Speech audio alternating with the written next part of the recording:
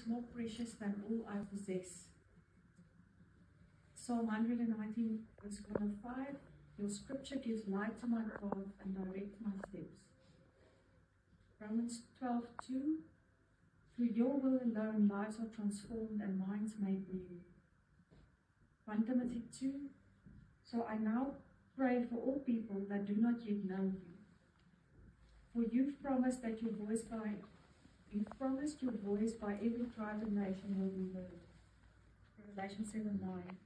So equip us by your grace to provide every heart language with your word. 2 Timothy 3, verse 15 to 17.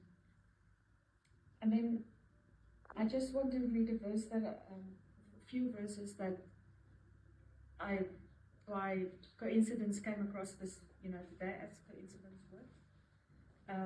Psalm 43.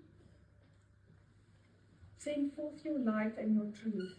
Let them guide me, let them bring me to your holy mountain, to the place where you dwell. Then will I go to the altar of God, to God my joy and my delight. I will praise you with a harp, O God my God. Why are you downcast, O my soul? Why so disturbed within me? Put your hope in God, for I will yet praise him, my Saviour and my God. This Bible has the Afrikaans and English together, and I like the Afrikaans version of, why are you so downcast, O my soul? Why are you so disturbed within me? It says, why am I so much in doubt? Why am I complaining so much? Waarom is ek so in vertwyfeling en waarom kerm ek so? Thought that was good. Kerm. Ja.